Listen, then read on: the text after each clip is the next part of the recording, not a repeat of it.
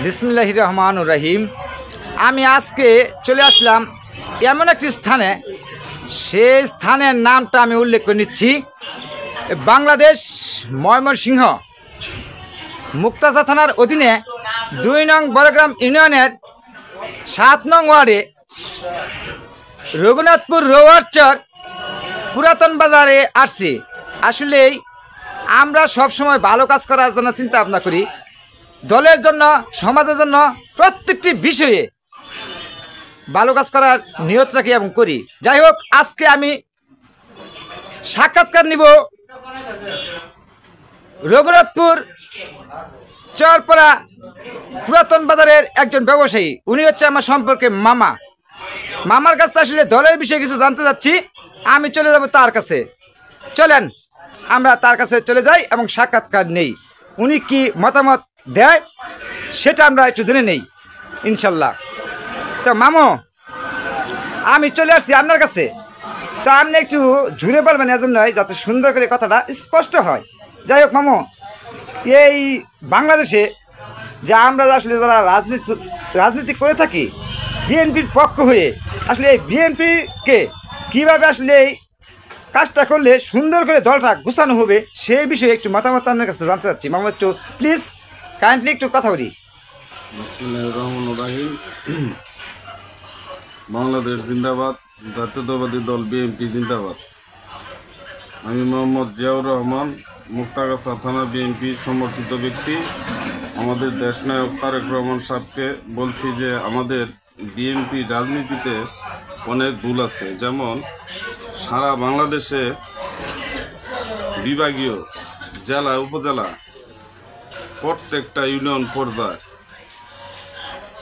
8 জন কিংবা 10 জন বিশিষ্ট কমিটি গঠন করে, যেমন জেলা পর্যায়ের নেতারা আছে, যে সাধারণ নেতাকর্মী বা তাদেরকে কেমনি মূল্যায়ন করতেছে, এই বিষয়ে তাদেরকে কোন নেতা কেমন আচরণ, কোন নেতা কেমন কার্যকলাপ, অনেক নেতৃবৃন্দ আছে যে নিজের স্বার্থের জন্য বিরোধী দলের লোকের সাথে মিলে দলের ইমেজ নষ্ট করে।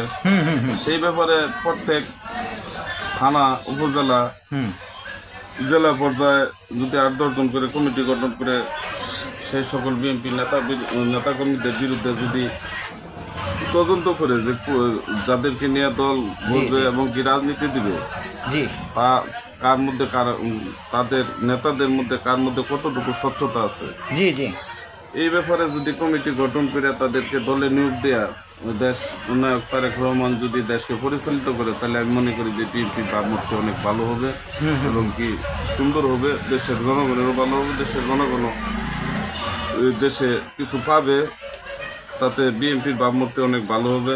যাই হোক, ইতিমধ্যে যেটা আমি জানতে পারলাম বা বুঝতে পারলাম যে উনি যে সুন্দর দিক নির্দেশনামূলক কথা বলেছে, ইনি আসলে সুন্দর সুন্দর কথা বলে এবং সুন্দর লাগেও।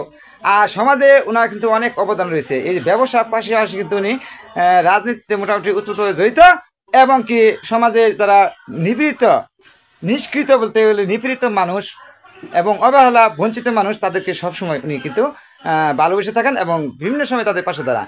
তো ওনার দিক নির্দেশনামূলক কথাগুলো আমারও ভালো লাগছে। ইনশাল্লাহ প্রত্যেককেই আমি বলবো, এবং উপরোক্ত যারা নেতাকর্মী আছে তাদের দৃষ্টি আকর্ষণ করতেছি যে আজকের যে জিয়ার মামা যে কথাটা বলছে, অবশ্যই সেই কথাটাকে আমরা প্রাধান্য দিব, এবং ওই প্রাধান্য অনুযায়ী আসলে আমরা বিএনপি সমর্থিত যারা ব্যক্তি আছি অবশ্যই এই কাজটা করবো ইনশাল্লাহ। বাংলাদেশ ময়মনসিংহ মুক্তাগাছা থানার অধীনে 2 নং বড়গ্রাম ইউনিয়নের 7 নং ওয়ার্ড থেকে আজকে এই ফুটেজটা আমি তুলতেছি বা সাক্ষাৎকার নিলাম। তবে এখন এই মুহূর্ত থেকে আমি বিদায় নিব। আমি মোহাম্মদ শাহিনুল। প্রত্যেকেই ভালো থাকবেন ইনশাল্লাহ। এর পরবর্তী অন্য কোনো ভিডিওতে আমি অবশ্যই আবার আপনাদের মাঝে ফিরে আসবো। এই বলে বিদায় নিচ্ছি। আসসালামু আলাইকুম।